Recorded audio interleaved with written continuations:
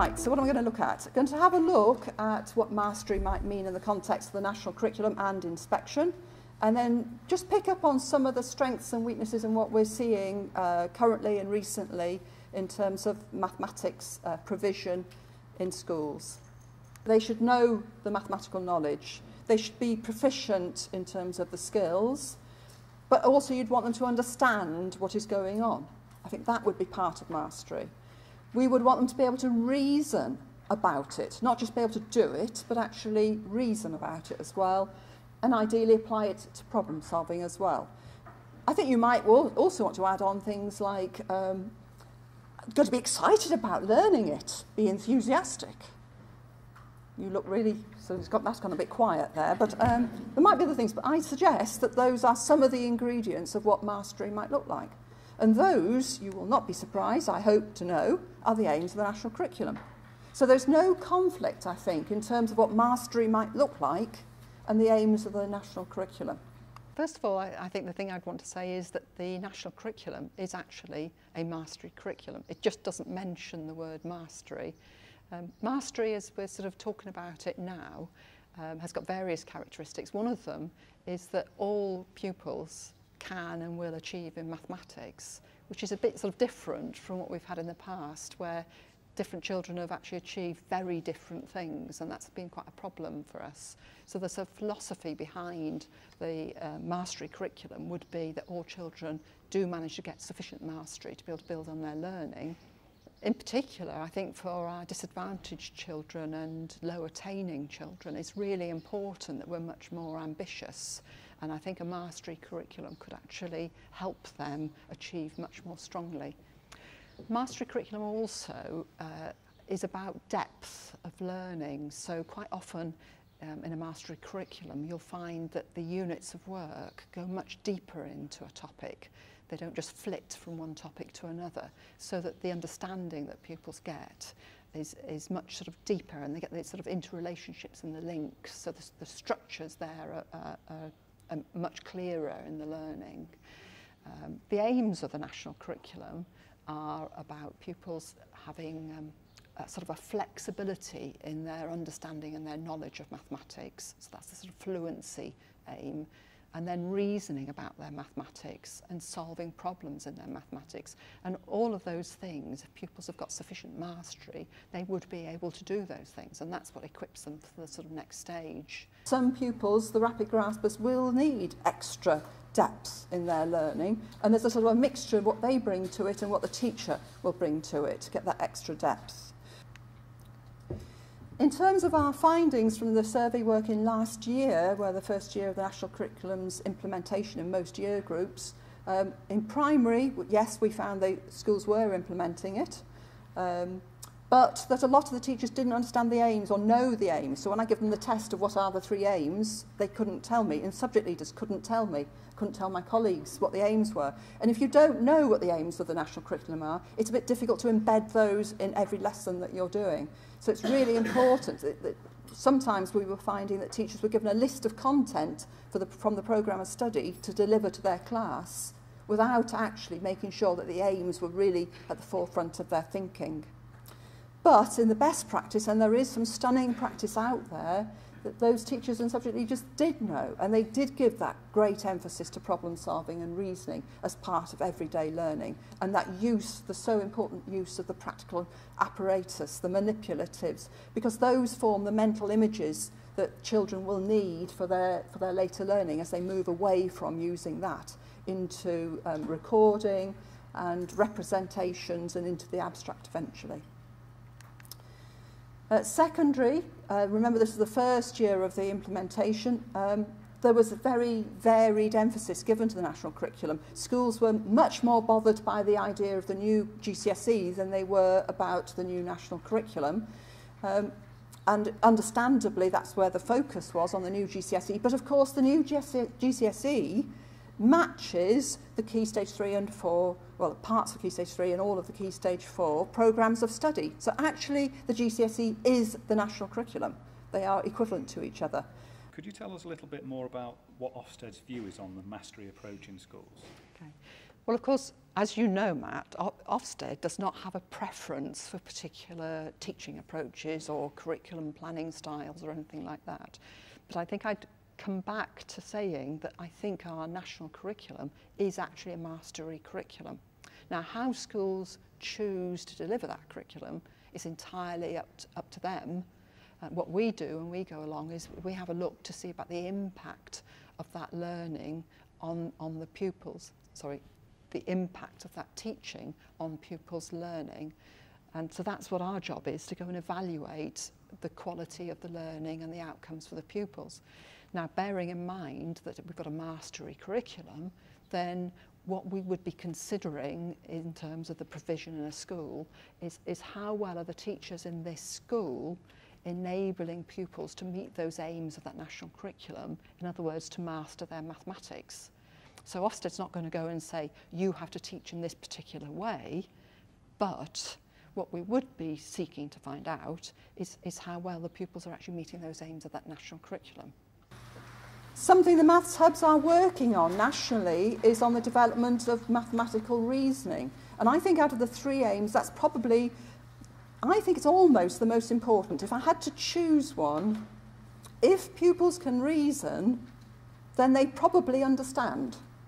So I think reasoning almost trumps understanding. And yet I've stood here for doing this job for years and years and years saying we must teach for understanding. But actually, if you can develop understanding, the way it's reflected is in how children think and how they reason. So reasoning is absolutely fundamental about the mathematics they're learning. It's not just reasoning that says, this is how I did the calculation.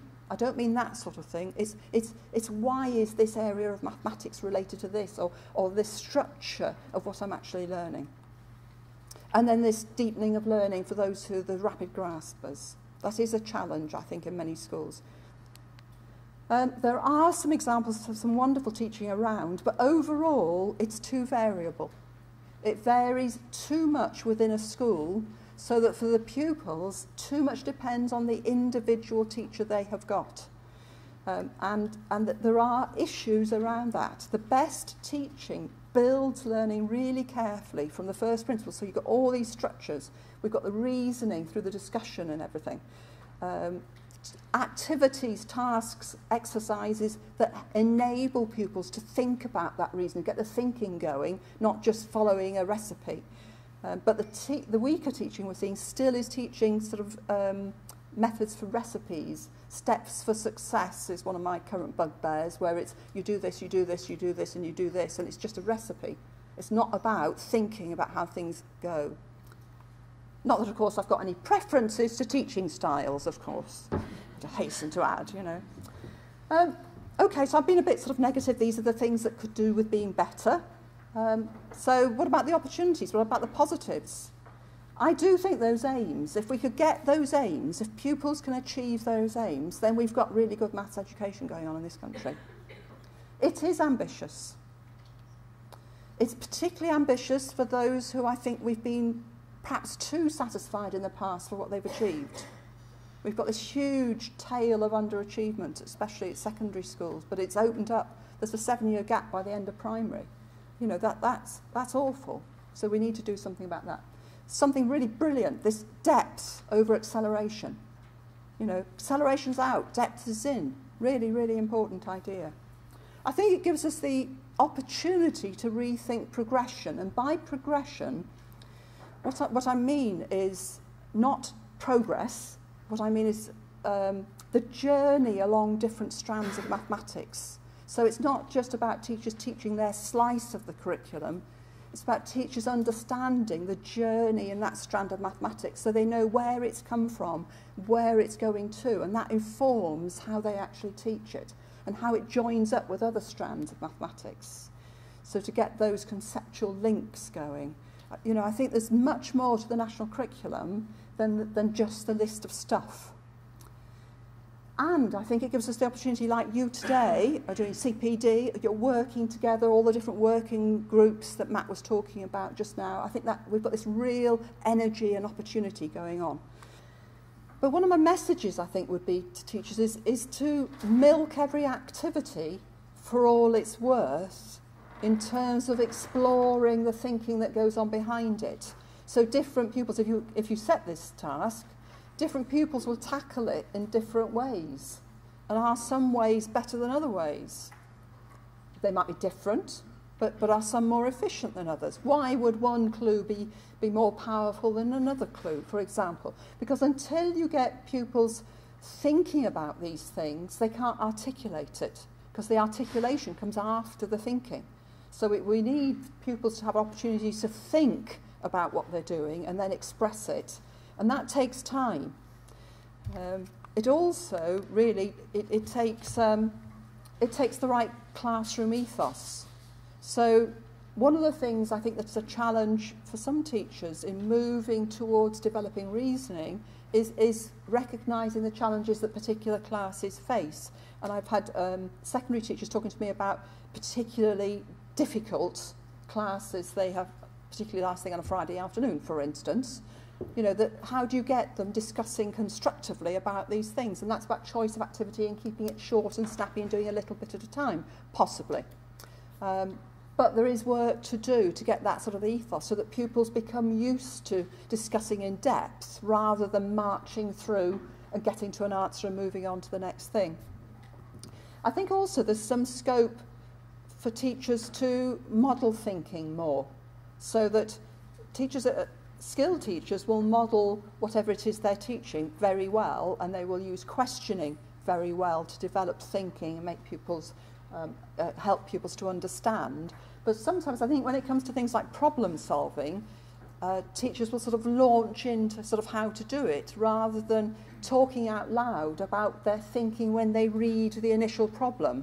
So that how do you get into this problem? What is it that I know? What is it that I don't know? What's the issues? Or asking pupils those questions to get that sort of thinking developed. My suggestion to you, if you're working in a school and you think you've got an inspection coming up, but actually even if you haven't got an inspection coming up, it might be worth thinking, what does mathematics look like in our school? What typically might you see if you were to come in and visit our school in our classes? What's the sort of philosophy behind the sort of teaching approaches we might use? What does differentiation look like in our school? How do we manage intervention? How do we assess? But thinking about it mathematically, not generically, and perhaps even writing it down on half a page, but actually working together as a staff to try and set out what maths looks like in our school. And then if you do happen to get inspected, give that half a side of A4 or whatever to the inspector and talk to the inspector. So if you have an inspection, you've got what it says in our handbook. The discussion should be around those points. So, you know, if you're concerned about, you know, the experiences of an inspection, then that's what I would suggest that you do. All right, so we don't have preferences. But what we come along and look at is what's the impact of the school decided to do. And if you've got a marking policy, how consistently is it applied by the different teachers? And what difference is it making? What's its impact? So that's our job, to do those sorts of things. I'd much rather the work that was set there was less of it, but it was carefully thought through so that what you mark really gives you insight into how well the pupils are learning. And then you can use that information to inform your next lesson. Concentrate on the most mathematical aspects. If you're going to write comments, you know, then make them useful. So the what if, or try this type of things. But there's no expectation that you do that for every pupil every time you mark a book. So if you're going to exploit opportunities to reason, then I think, you know, that requires subject expertise.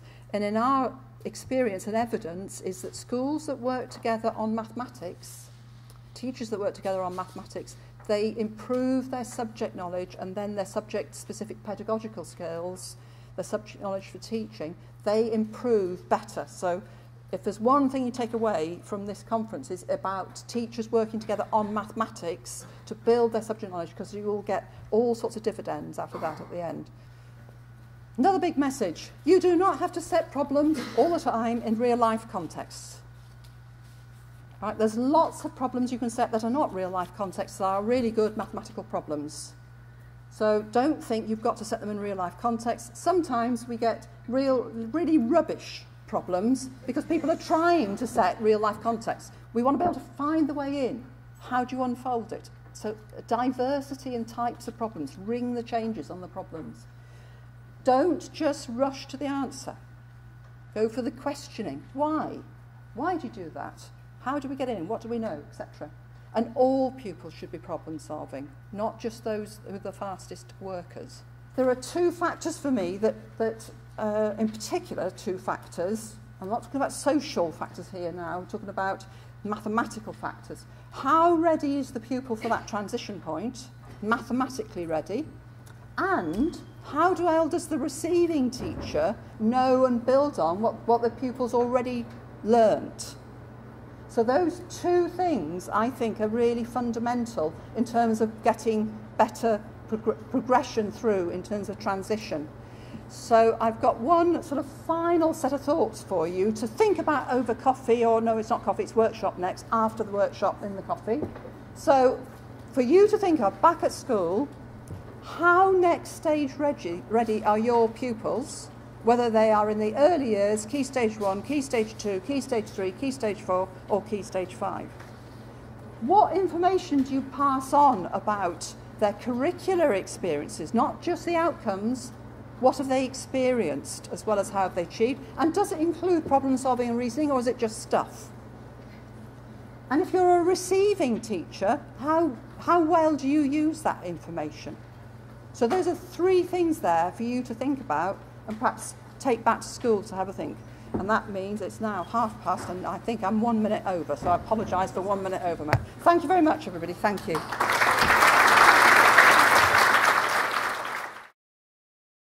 Yes, I've been involved in the Shanghai Teacher Exchange group this year at secondary level.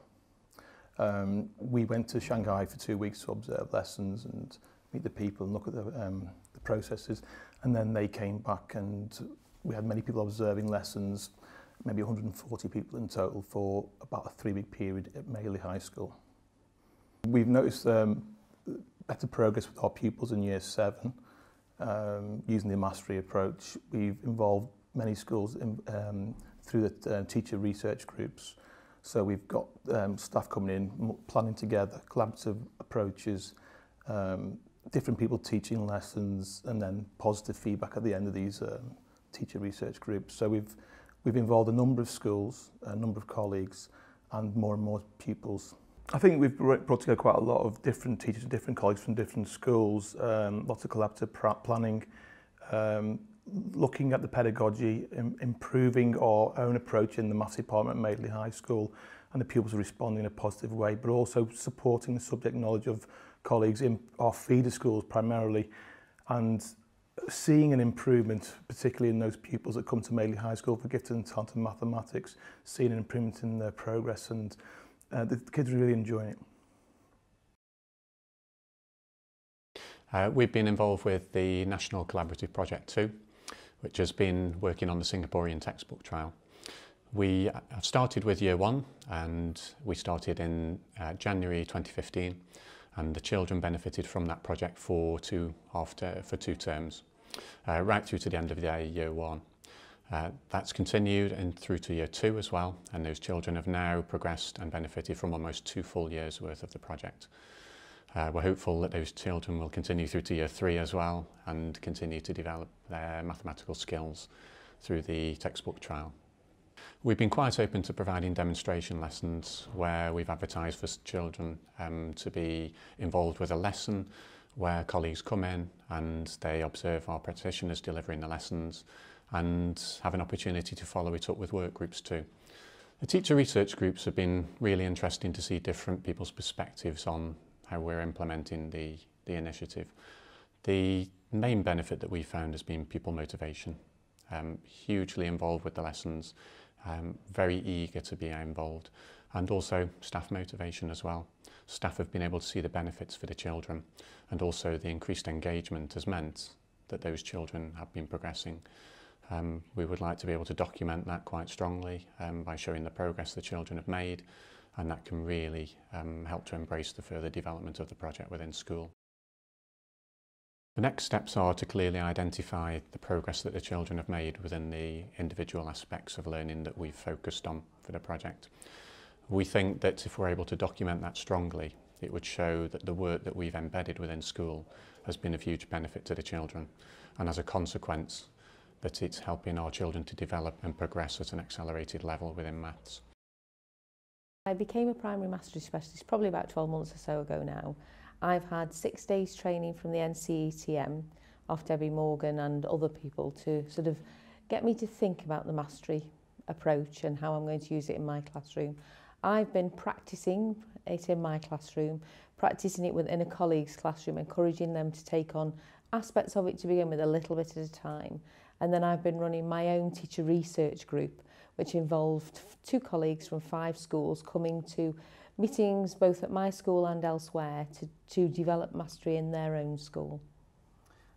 Within my own school, the success for me was standing over the shoulders of the children in the SATs and watching them, those that normally just flick through the booklet and 10 minutes in are staring round because they've done nothing, really giving it a go, drawing a picture, writing things out.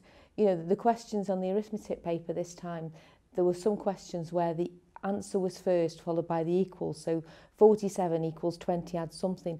And they didn't put their hands up and say, oh, I can't do this. They went, oh yeah, we've done this before. And it was that kind of how they approach things that really, really impressed me. You know, they worked for the full 40 minutes on the reasoning papers, the full 30 minutes on the arithmetic. And that to me was a sort of product of what we've done over the year, the way that we've done pictures for things, drawn things, thought about things and so on. Within my own school, getting other people to start to use practical stuff where they didn't before, encouraging people, getting the teaching assistants involved in sort of intervention work where they're working with practical resources with the children. It's slow in coming, but it's getting there, it's making progress. We are further forward than we were this time last year. So a mastery curriculum is the belief that all pupils can learn mathematics.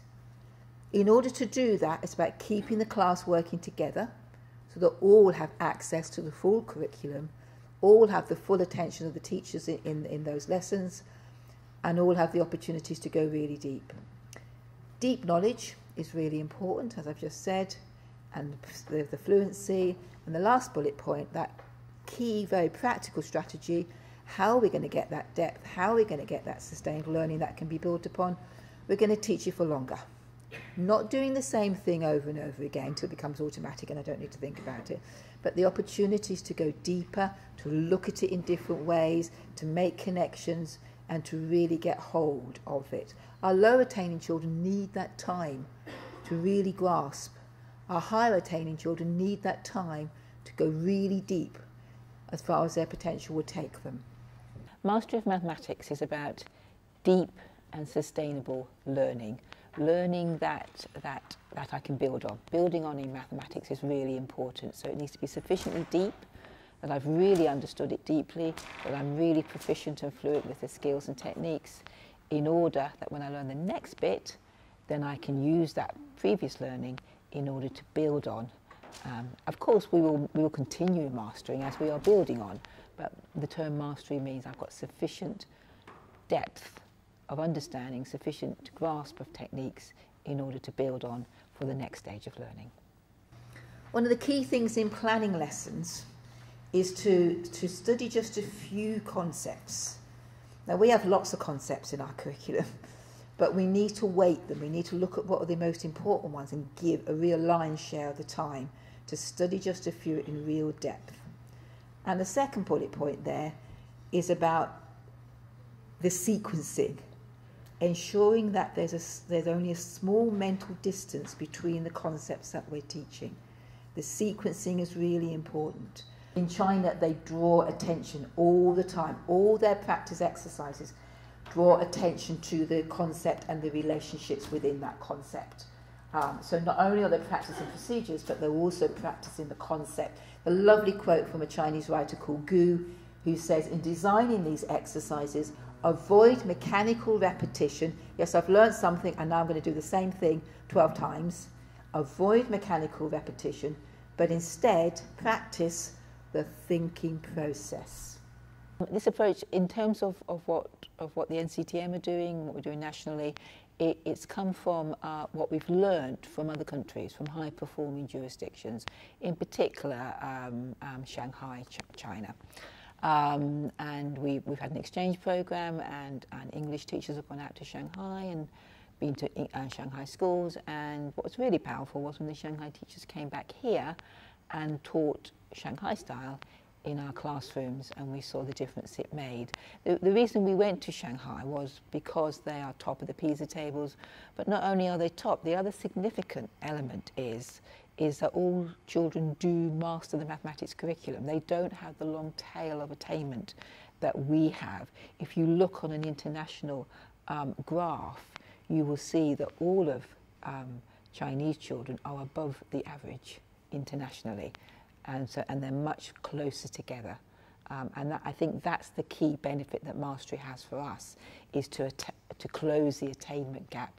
And a key aspect of mastery is the expectation that all children will achieve sufficient mastery of mathematics in order for it to be useful and effective in their lives. Challenge for higher attainers is through the Dongnao Jing. And I say the nice thing, the Dongnao Jing, everybody has access. Quite simply, it means use your head. Use your head. I haven't taught you, I've taught you the maths for this, but you haven't seen it like this. This is in a more unusual context. This is an email I had from Li Dong, or Chris as we call him in his English name, Chinese colleague. And he says, you know, in general, it's not from the textbook. Teachers make them up themselves. It's a challenge for students. Might be a trap. I think we know what he means by that. Could be very tricky. I need to think really hard about it. It's an opportunity to help children think about the knowledge in another way. You know the knowledge, but let's think it in a different way, because that's going to deepen your understanding and it's going to take you further.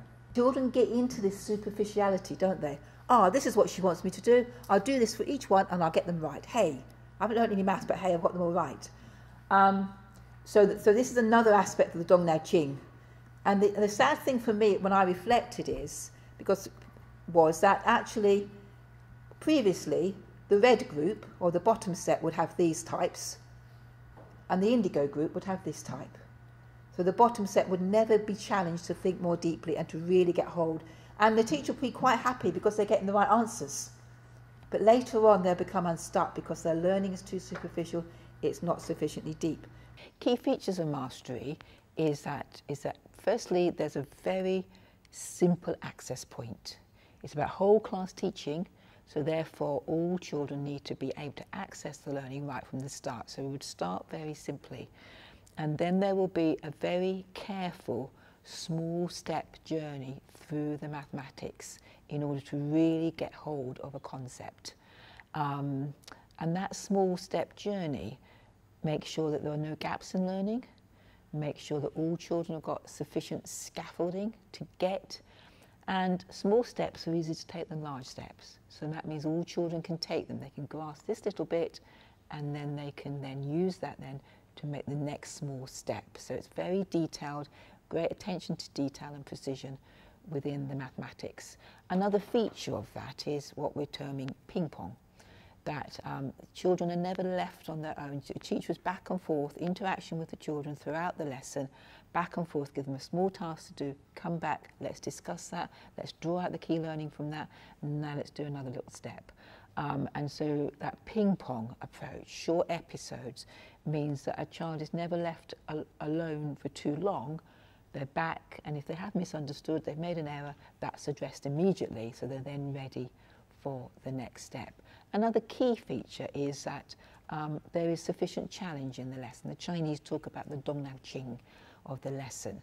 That will often come a little bit later in the lesson when the children have really got hold of the concept, that there is sufficient challenge, that there is the opportunity to go deeper, because that depth, going deeper, looking at the concept in maybe a slightly unusual way towards the end of the lesson. Yes, you know this now. Can you apply it now to this? Oh, I've not seen that before, but I can use my reasoning to apply what I've learnt within that. So that's where the depth comes. I'm being forced to look at the concept in a different way, and that's going to make me, it gives me another opportunity to look at the concept, and it gives me another opportunity to go deeper still, so that the learning is sustained and I'm ready for the next step.